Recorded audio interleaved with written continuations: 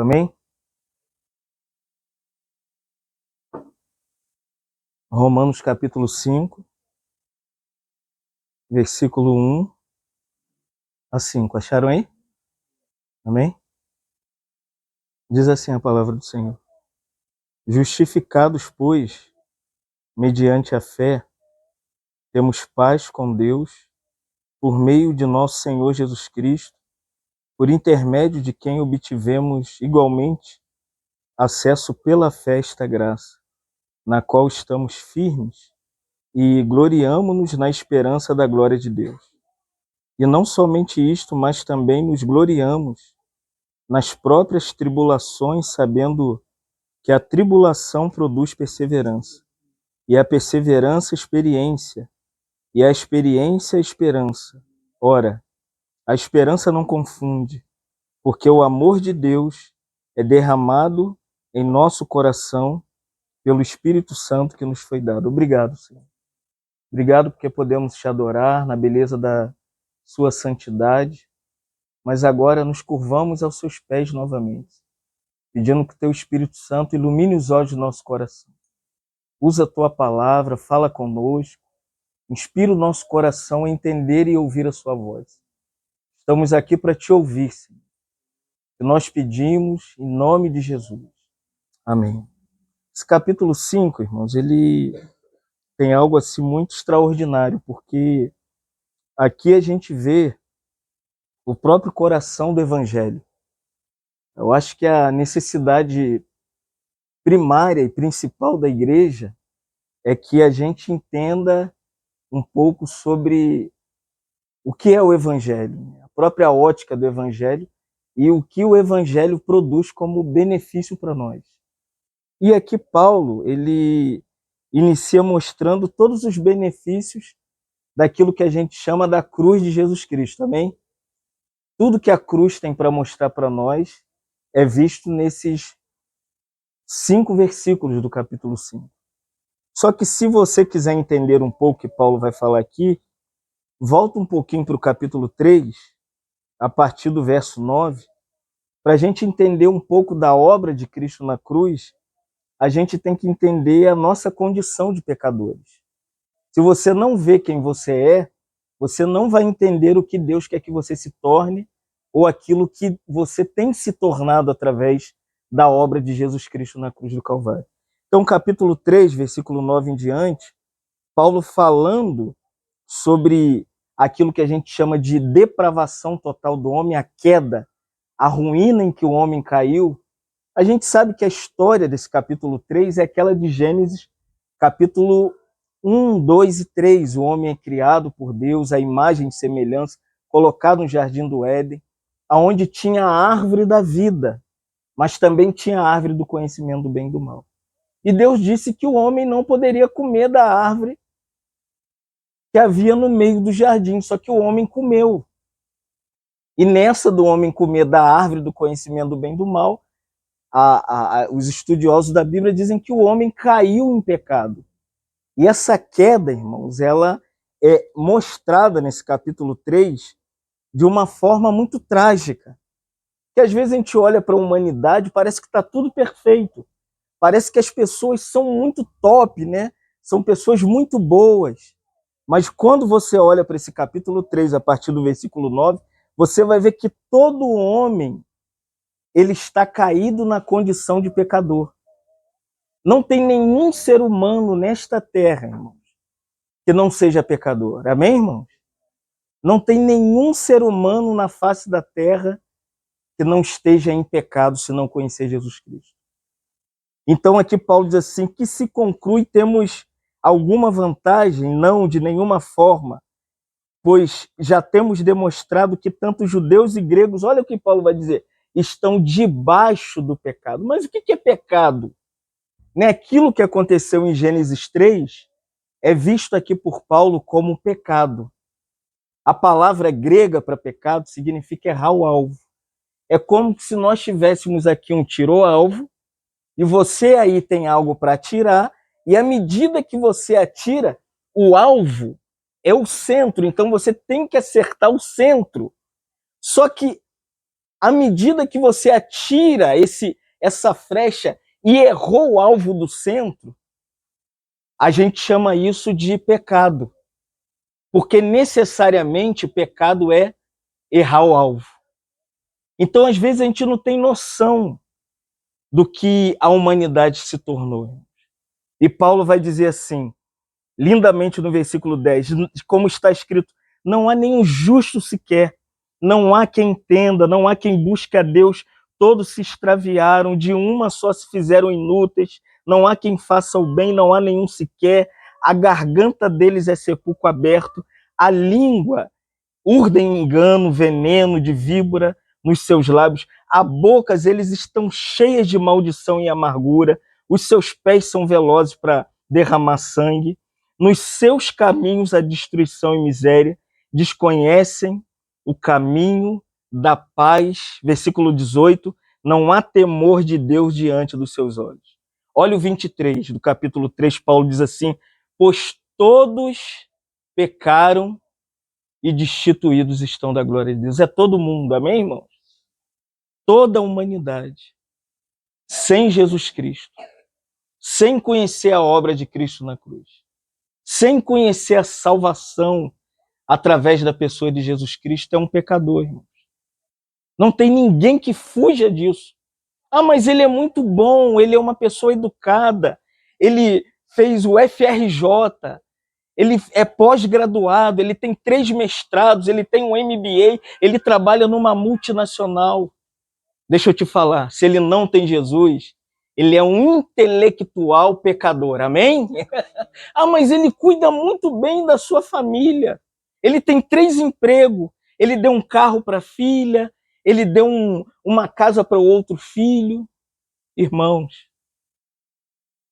hoje as pessoas acham por ser bonzinhos, ele pode entrar no céu. Amém, irmãos? Não, não, não, não. Paulo diz em Romanos 3, 23, todos pecaram e carecem da glória de Deus.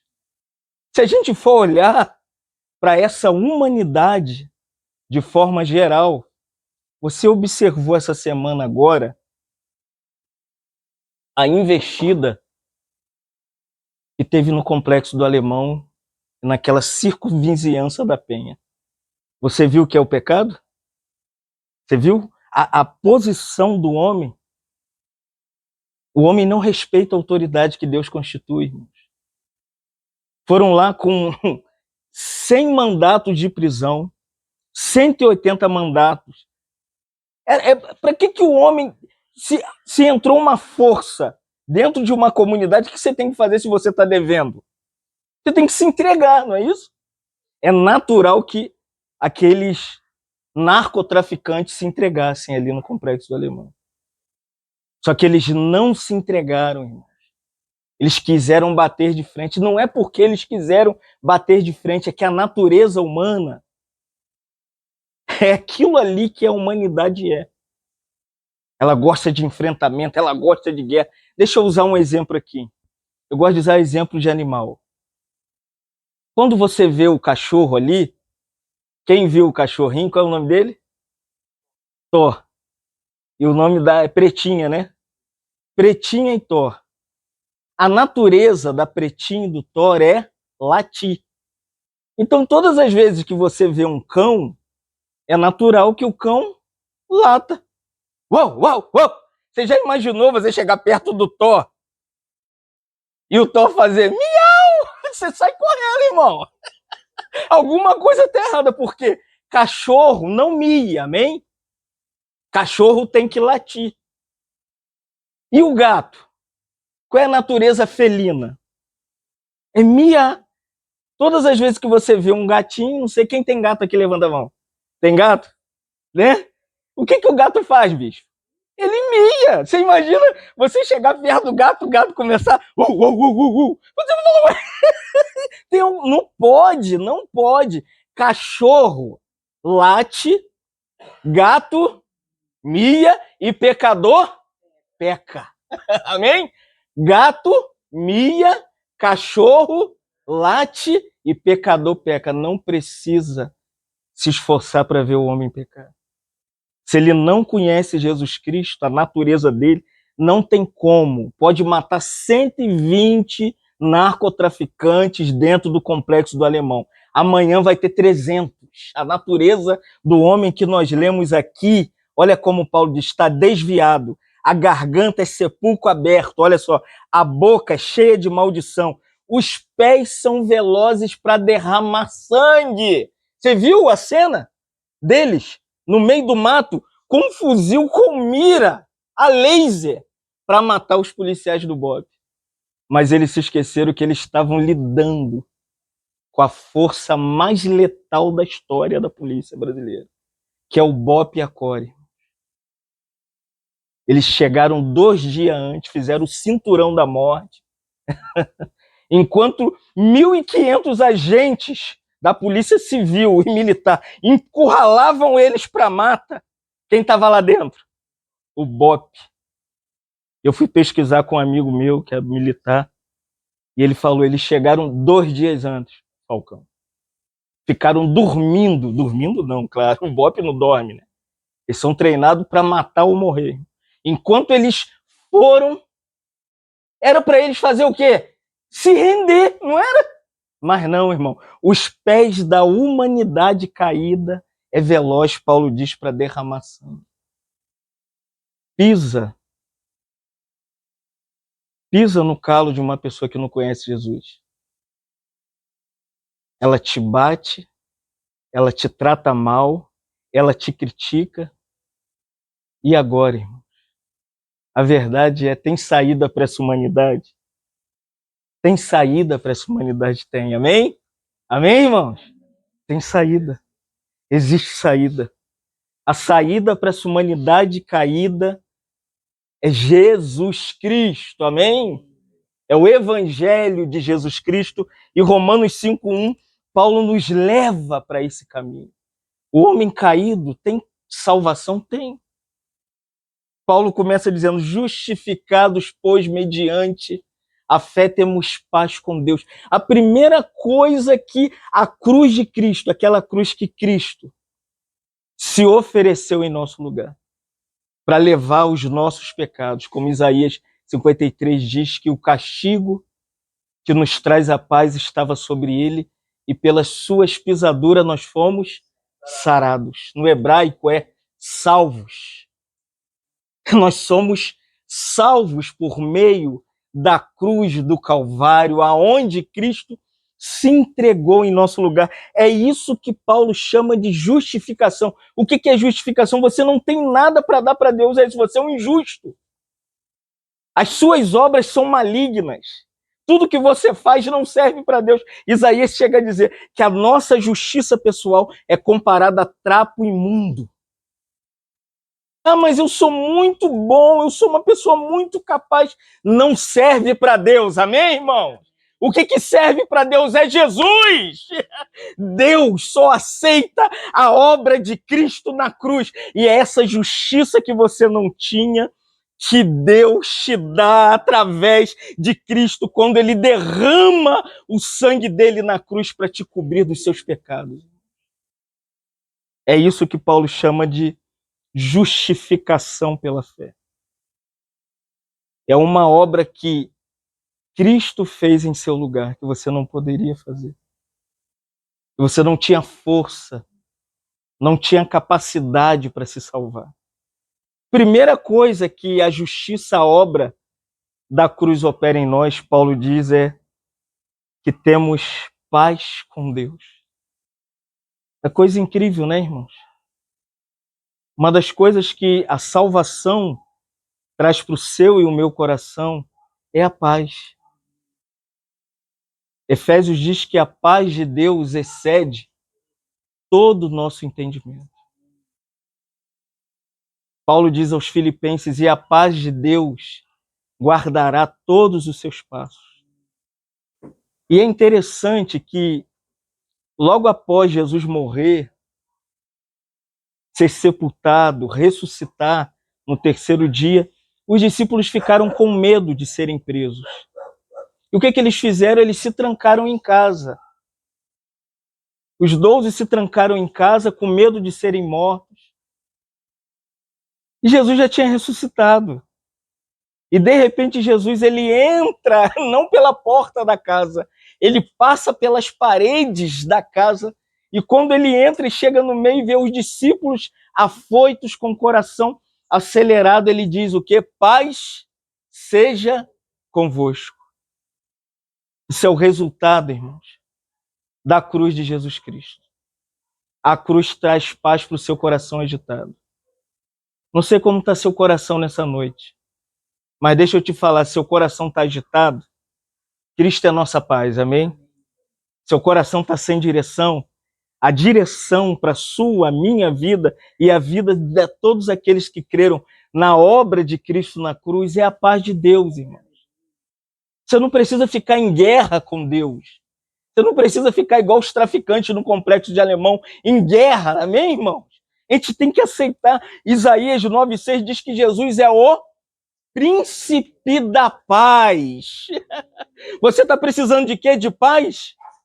Vai a ele, amém, irmão? Se você for a Jesus Cristo, você vai encontrar a centralidade da paz de Deus.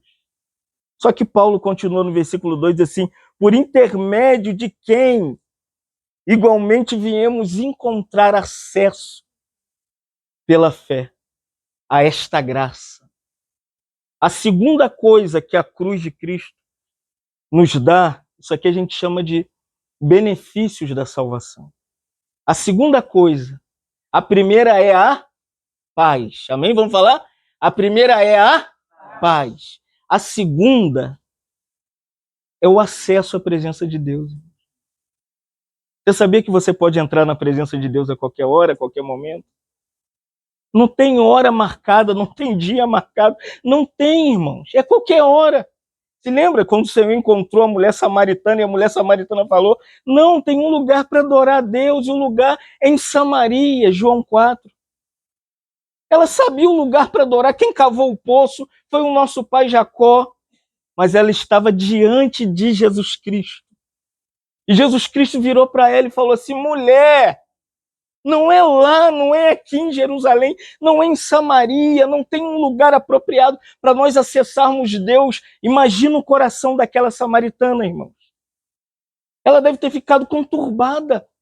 Ué, não tem um lugar específico, uma hora marcada? Não, amém, irmãos?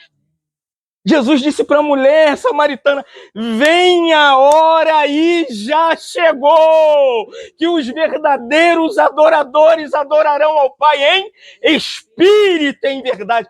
Todo lugar é lugar de adoração. É na varanda, dirigindo o carro, pegando coisas pro retiro, pegando coisas para criança, irmão. Adore, adore, adore, adore, porque temos acesso irrestrito, irmão. A gente acha que existe um momentinho. Não, irmãos. Não tem mais um mediador entre nós e o Senhor. O Senhor é aquele que abriu. Se lembra quando Jesus estava na cruz? Um dos últimos brados do Senhor é tetelestai.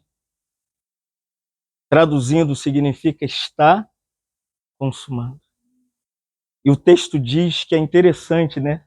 Mateus 27, que o véu do templo se rasgou, amém?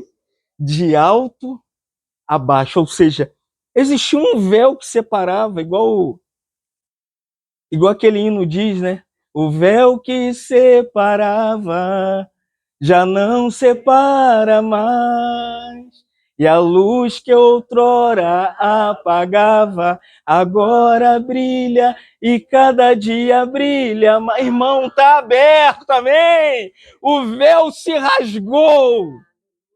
Agora, todo mundo pode entrar, está aqui. É isso que Romanos 5,2 diz.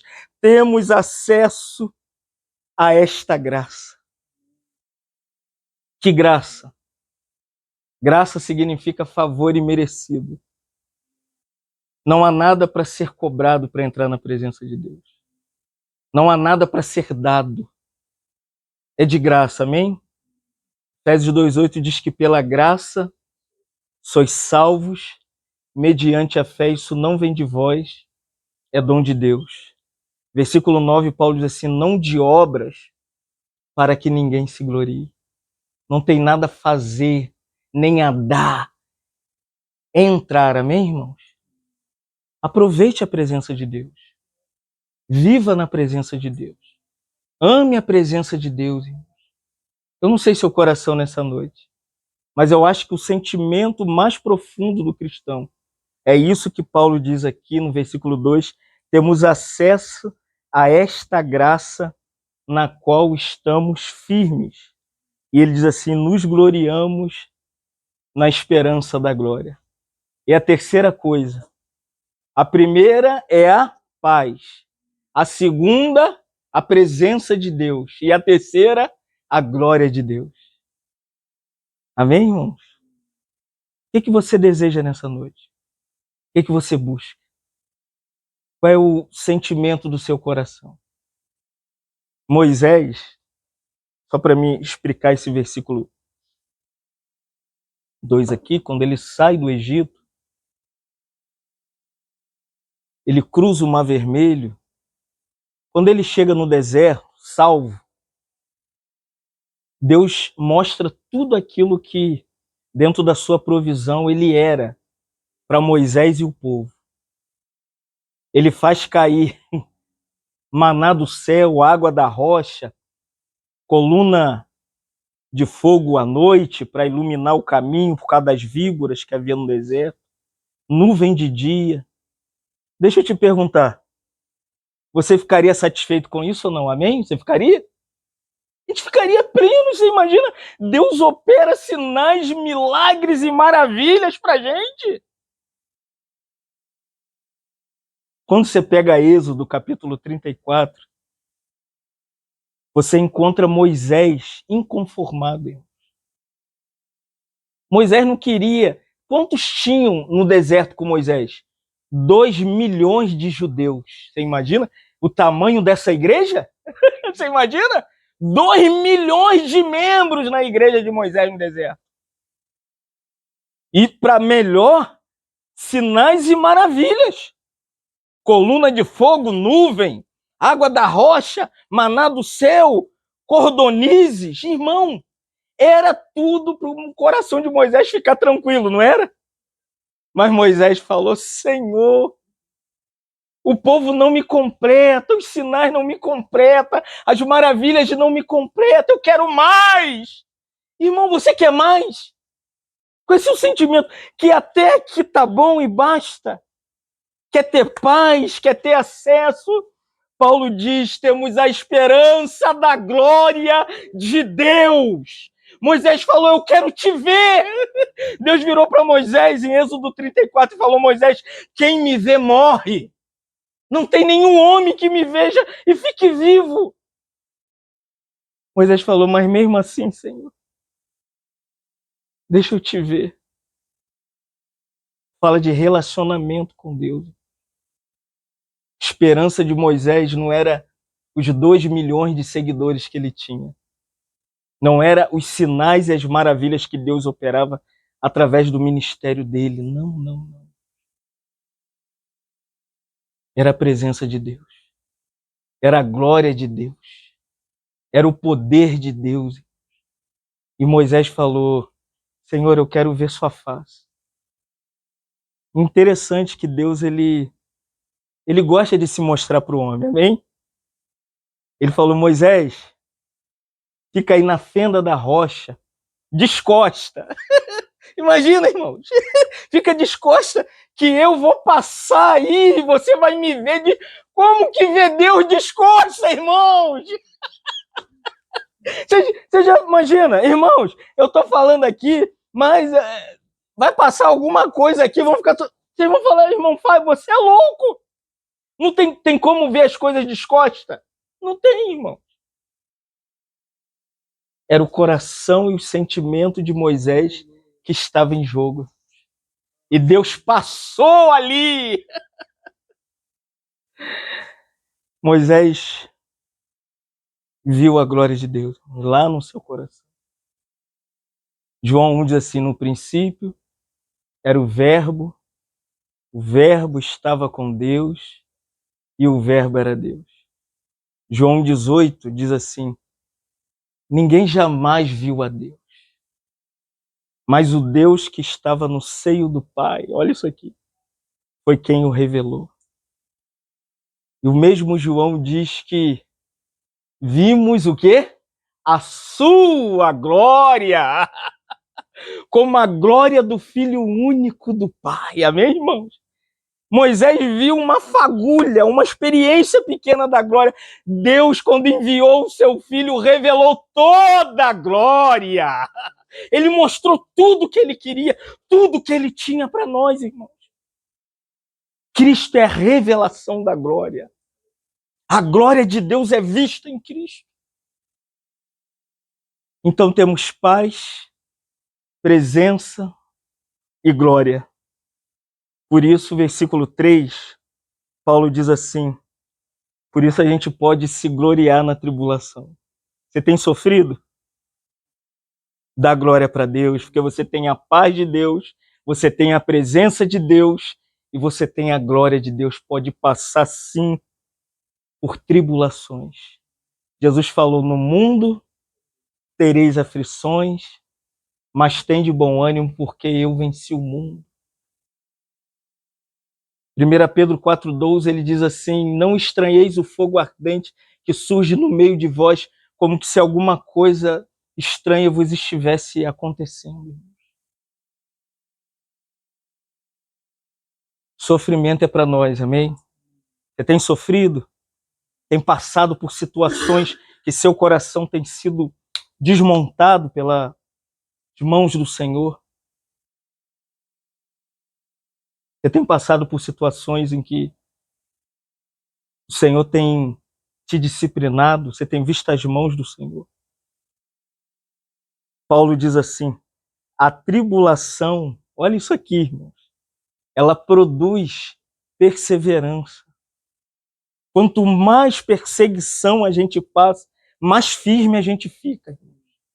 Quer saber se você é crente mesmo? É se você tem passado por sofrimentos, tribulações e perdas, irmãos. O evangelho ainda é o evangelho da cruz de Cristo, irmãos. Mateus 16:24, aquele que quer vir após mim, a si mesmo se negue, tome a sua cruz e siga-me, irmãos. O evangelho não é uma mensagem só da cruz, não é uma pregação só da cruz. O evangelho é a experiência real da cruz. Os sofrimentos não é para o pau, amém? Não é para o pote, é para nós.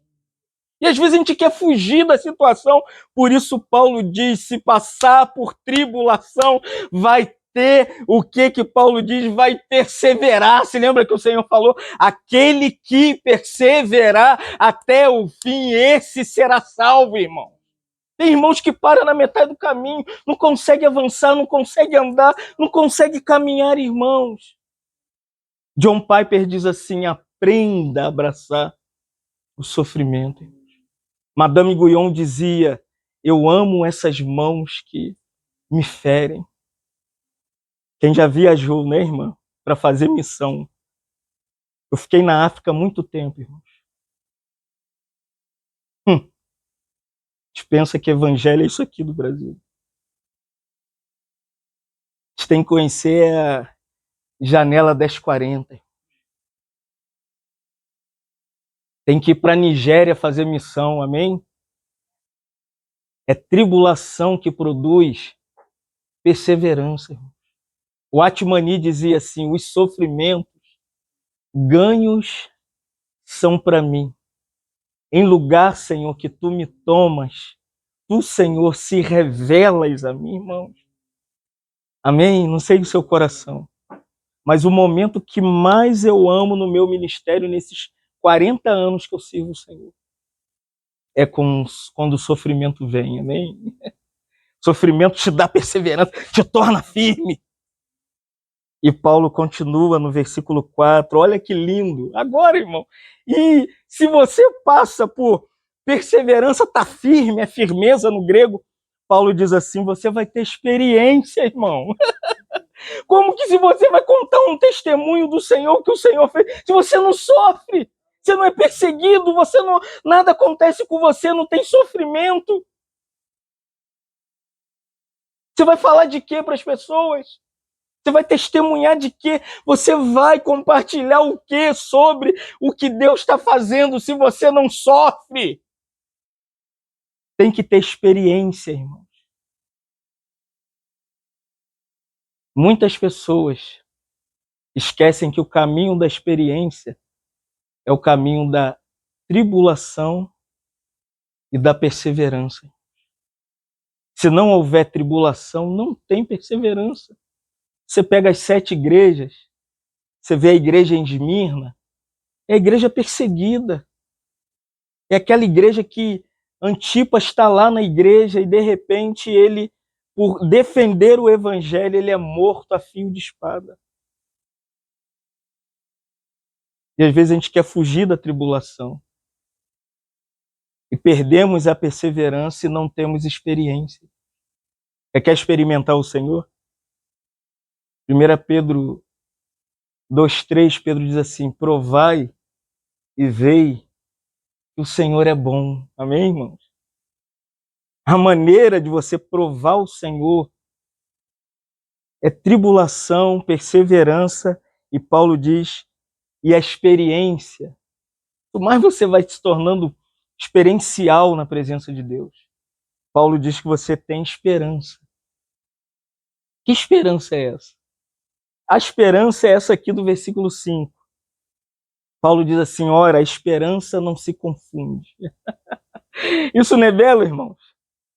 Se tem tribulação, se tem perseverança, se tem experiência, a esperança é concreta. A esperança é certa. Qual é a esperança? Eu preguei em Miguel Pereira nesse final de semana, sábado e domingo. Qual é a nossa esperança? É a volta de Cristo, irmãos. Jesus vai voltar para arrebatar a igreja. Você não crê nessa promessa, João 14? Não turbe o vosso coração, credes em Deus, credes em mim, porque na casa do meu pai há muitas moradas, irmão. Se não fosse assim, eu não vou-lo teria dito, eu vou preparar lugar, e à medida que eu preparar o lugar, eu voltarei para vós, e onde eu estiver, vocês estarão também, irmãos. A nossa esperança é a volta de Cristo. A igreja parou de pregar sobre a volta. Não prega sobre a volta. Os crentes estão presos nesse mundo. Quer carro, quer casa bonita, quer cura, quer milagre, quer viver uma vida próspera, irmãos. Jesus está voltando, irmãos. Jesus vai voltar. Paulo diz aqui, e a esperança não traz confusão. Seu coração não fica dobre. Não tem 2 pensamentos. Não ama o mundo e ama o Senhor. Não tem outras expectativas e outras esperanças. É a volta do Senhor. Essa esperança bendita vai ser como nos dias de Noé. Lê Gênesis 7. Deus apareceu para Noé e falou: Noé, aparelhe uma arca e prega que vai chover. Não. Você imagina Deus te chamar e falar: vai chover. Nunca caiu uma gota de água do céu. Você imagina, Mara? Imagina, Bispo Ney. A gente chega ali, nunca caiu nada do céu. A gente falou: vai chover. Você fala: o quê? 10 anos se passaram, Noé carregando tabuinha e pregando e fazendo a arca e bate, e bate, e bate. Quando ele viu, só a família dele entrou na arca e os animais. A pomba, o lagarto, a barata, os esquilos. A humanidade não ouviu a voz de Deus. Noé pregou por 120 anos sobre a esperança bendita da volta. Ali é uma tipologia, porque quando Jesus vai falar no seu sermão escatológico, ele fala: a vinda do Filho do Homem vai ser como nos dias de Noé. Só que Jesus acrescenta algumas coisas que é visível nessa era que nós vivemos. Jesus diz: casavam, comiam, bebiam e davam-se em casamento. Você já viu isso? está na igreja, fora da igreja. Essa é a pior era para se pregar o evangelho. Mas aqui Paulo diz assim: por que a esperança não se confunde para nós, que somos cristãos? Que estamos passando por tribulações, temos perseverado, temos experimentado a presença de Deus.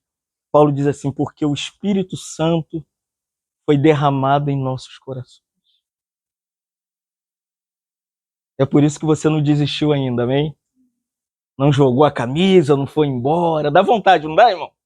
Dá vontade de jogar tudo pra lá, né, bicho? Larga aquela gente pra lá, vou parar de fazer isso. O irmão falou pra mim: irmão, pra que ficar viajando, irmão? O trem quebra. Eu fui roubado no trem, irmãos. Acredita nisso? Mas cheguei sábado e preguei com a força total. E domingo também. Porque a esperança não se confunde. Porque o Espírito Santo foi derramado em nossos corações. Foi derramado, irmãos. O que nos faz caminhar é a pessoa bendita do Espírito Santo. Então que o Senhor continue nos abençoando. Vamos continuar olhando para a cruz, amém? Para toda a justiça imputada de Cristo para nós, que nos deu paz, nos deu acesso à presença de Deus, nos deu a glória de Deus para a gente suportar a tribulação, para a gente perseverar, para a gente experimentar e para a gente aguardar a segunda vinda de Jesus Cristo, amém? Vamos orar. Te louvamos nessa noite. Louvamos pelo caminho da Tua palavra, Senhor. E nós queremos ser cristãos da palavra. Queremos ser homens e mulheres que estejam baseadas na revelação da palavra. Não queremos ser o crente do oba-oba, do pula-pula. Nós cremos no poder do Espírito Santo, sim, Senhor. Mas cremos que o Senhor tem nos falado pela palavra. Por isso, continua usando ainda mais a Tua palavra nessa noite, através das experiências dos irmãos, Senhor, através dos louvores, das alegrias do compartilhar. Senhor, que o nosso coração se encha nessa noite de júbilos por causa da Sua palavra. Não há nada que queiramos mais do que continuar aos pés da Sua palavra. Queremos ser como Maria, Senhor, que se quedou aos seus pés para ouvir a Sua voz. E ela escolheu a boa parte. Que nessa noite, Senhor, nossos corações ainda continuem escolhendo a boa parte, que é a palavra do Senhor. Por isso, fica conosco e nos abençoa, Pai. Em nome de Jesus. Amém.